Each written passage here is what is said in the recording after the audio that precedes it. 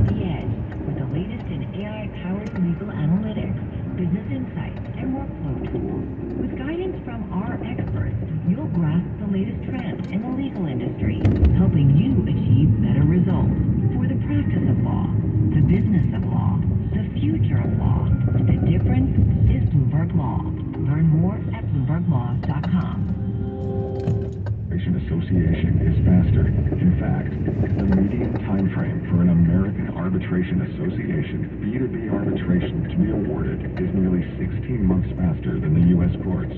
ADR.org. Resolve faster. Watch out when people pedal their bikes. Interval. Burn. Burn. Come on, burn. Performance is more exhilarating on a real road. Introducing the Audi Q5 with a 261 horsepower engine that'll take you 0 to 60 in 5.7 seconds.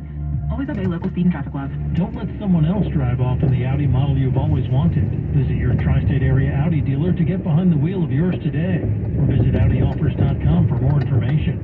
It seems that the earthquakes in Syria and Turkey have touched the world. With thousands of lives lost, we need to protect those children who remain, who have lost their parents and their homes. Visit UNICEFUSA.org/earthquake relief. Thank you. Bloomberg Radio, on demand and in your podcast feed. On the latest edition of the Bloomberg Business Week podcast, as we continue to grow wary of data collection by the big tech companies, what about massive data sets that could improve our well-being? On that, a conversation with GeneDx US CEO Catherine Stuland on improving health outcomes through genomic and clinical insights. We've been really working to develop a technology that can take a genome's worth of information and deliver it in a way that provides a definitive diagnosis, looking more comprehensively than a single gene like BRCA. We want to look at the entire scope of the genome. So what's the holy grail, like when we think about this? Like in an ideal world, you would say, okay, we've mission accomplished. What would it mean for a patient and or a medical professional? Ultimately, we want to diagnose disease as quickly as possible, get them on the treatment that's best for them, so truly personalized medicine, and get them on a healthier path. Now, ideally what that means is we're all walking around today with DNA that can help inform our health, and it can either help diagnose disease immediately or even get to the point where we can prevent disease. But there's one piece that would make that information even richer, and it's the information that we find in each of our own EMRs. So being able to have an EMR, an electronic medical record. So being able to take a look historically, having a longitudinal look at each of us and being able to say, what are the different lab tests that were taken? What did an MRI say? What different treatments have I been on? And be able to take the genomic information from within you and have that additional context from your own medical history. Hear the full conversation on the latest edition of the Bloomberg Business Week podcast. Subscribe on Apple, Spotify, and anywhere else you get your podcasts. Plus, listen anytime on the Bloomberg Business app and Bloomberg.com. This is Bloomberg Opinion. I'm Amy Morris. We continue to follow the legal entanglements of former President Donald Trump, some issues that had cropped up, some even well before he took the oath of office. And even though the Iowa caucuses and the New Hampshire primary are nearly a year away, we're already seeing members of the GOP start to choose their alliances after President Trump encouraged his supporters to protest his potential arrest. House Speaker Kevin McCarthy says that's not exactly what he meant. When someone said that they could protest, he was probably referring to my tweet, educate people about what's going on. He's not talking in a harmful way, and nobody should. Well, let's bring in Bloomberg Opinion columnist Jonathan Bernstein. He focuses on politics and policy. He joins me now.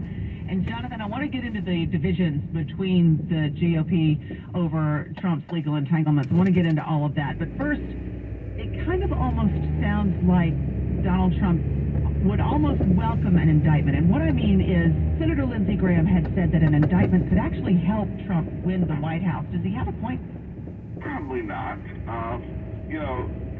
The initial reaction to an indictment might be rallying around the party leader. But we are, I'd say, months away from Iowa, months away from New Hampshire. And, the truth is that most people who are strong Trump supporters are going to be strong Trump supporters. They're not going to hear about an indictment. They're not going to hear about anything. But there's a lot of people in the party who are not particularly strong Trump supporters. They like him. Almost all Republicans, there's a sliver who've always been never Trump, but most of them like him. They think that he did good things as president because he followed, for the most part, traditional Republican. He did traditional Republican things, and so but they're not 100% sold that he should be their nominee again. And over time, if we are facing an indicted, or most likely right now, a multiple indicted on different cases, Republican candidate, they may start to worry about the general election, and well, they should, because most Republicans are going to vote for the nominee no matter what. We know that, whether it's Trump, whether it's whoever. But Trump always underperformed. He ran president twice, and he probably underperformed in both cases what a generic Republican would have done.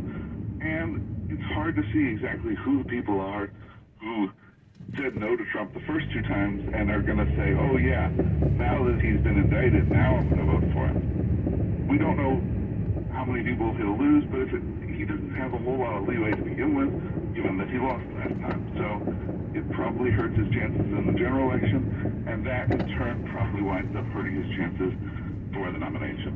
Would it also hurt chances for folks who are on the same ballot, those down ballot races who maybe align themselves with him? That's basically how the mechanism works, is that they start worrying, he's going to be a weak candidate, and then they look for an alternative and perhaps endorse one of the other candidates, and that starts to hurt his standing with voters. It's not it's not a full, quick assembly line, somebody endorses DeSantis and voters say, oh, well, I think I'll go that way. But it tends to matter, and depending on the size of the impulse that people are hearing, it tends to hurt the candidate during the general election, because in the nomination, because absolutely, those candidates want to win. And they're going to be concerned, well, what's going to come out in trials? How's it going to look? One indictment in New York might not mean that much, but what if there's also an indictment in Georgia? What if there's also an indictment on the documents case by the federal government, or on January 6th by the federal government? And we could have very easily all of those happening. Would that then be where these divisions within the GOP lie? More about how does this affect my candidacy versus a concern about the behavior for which he is being scrutinized? Yeah, I think that anybody who really cared only about the behavior would have been in the Never Trump column long, long ago. There's not anything really, really new here. Certainly not after January 6, 2021. One of the reasons that he still has a chance is because, unlike in the Democratic Party and the Republican Party 20, 30, 40 years ago, where messing up elections would have a huge cost, what the Republican-aligned media is such an important part of the party right now. Fox News, the talk shows, et cetera, and their incentives are a little different. They probably do better with Joe Biden in the White House than with DeSantis or Mike Pence in the White House. They may not abandon Trump as long as he's good for ratings. Would an indictment of Trump create a chilling effect on future office holders? No. The real precedent here would be not to indict, assuming that the prosecutors have the goods on. And, I'm not a lawyer, so I'm not going to have an opinion about that. But you don't have a former president indicted, not because there was some sort of doctrine not to indict former presidents, but because former presidents generally haven't been crooks, or if they were doing something illegal, it was subtle, it was, not coming to the attention of the authorities. That's just not the case with Trump. He has very much, something like the documents case, where he just refused to cooperate with the law and got himself in trouble in a way that was very difficult for the feds to ignore, and got himself raided, found out that he was lying to them. Well, that's the kind of stuff that typical citizens would get indicted for. And it's just never happened before in the history of the United States. So, no, I don't think that it changes the game at all if he is indicted. I think what would really change things is they look at this and say, you know what, a normal citizen would be indicted here, but we shouldn't do it for a former president. That would let future presidents off the hook. And it might also let other politicians off the hook. get that treatment. If you didn't indict that, why should, and we may sort of go in that direction of saying, well, candidates, former officials, current officials should be treated differently and held to a different standard that they're allowed to do whatever they want. Historically we've set higher standard, but that would be a lower one. Yeah, and foreign leaders have been indicted, former prime ministers, former presidents, of course, like you said, at the lower level, plenty of former governors, current governors, former senators, current senators, Senate candidates have come under legal trouble. We've never had the situation where a former president, who is also a leading candidate for the nomination for the next cycle, it's never come up before. You could say we're going to have a precedent either way, but the real precedents are you prosecute people when prosecutors have the goods on them. What would it take to actually cause more than a rift, more than a chasm? Well, I think, with Trump, there's always been this problem for Republicans that they don't believe that he is ultimately loyal to the party. It's impossible to imagine Joe Biden or, before that, Hillary Clinton saying, you know what, you're not going to nominate me, I'm going to go ahead and run a third-party campaign, or I'm going to tell my supporters to stay home, even though I know it'll cost our party the election, because somebody like that, even somebody like Bernie Sanders, who's not properly even a member of the Democratic Party, he has a strong preference, and everybody knows he has a strong preference for Joe Biden or Hillary Clinton to beat Donald Trump. Nobody believes that about Trump. Everybody believes that he doesn't really care if it's not him. Does he care whether, say it's Ron DeSantis, whether DeSantis or Biden wins the presidential election? He may not care at all. And so he might try to run a third-party campaign. He might just tell his supporters to stay home. We don't know. And that makes him the kind of wild card that makes it very difficult for Republicans to deal with. Jonathan Bernstein is a Bloomberg Opinion columnist. He covers politics and policy. Stay with us. Bloomberg Opinion continues. We'll look at the return of the post-pandemic workforce. Well, most of the workforce. We're going to tell you who's missing. That's just ahead. This is Bloomberg.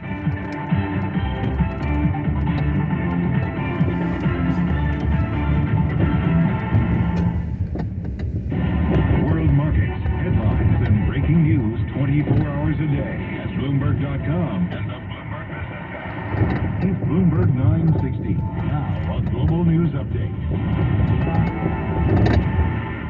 An outbreak of tornadoes and strong thunderstorms across Mississippi and Alabama has killed at least 26 people. Search and rescue operations are ongoing, but first responders will have a rough job. The trail of destruction is over 100 miles, with at least 12 tornadoes hitting the area. The rural towns of Silver City and Rolling Fork bore the brunt of the damage. Police say the remains of a third person have been discovered following an explosion at a chocolate factory in Pennsylvania. The body was pulled from the rubble Saturday afternoon, more than 24 hours after the initial blast led to the building's collapse.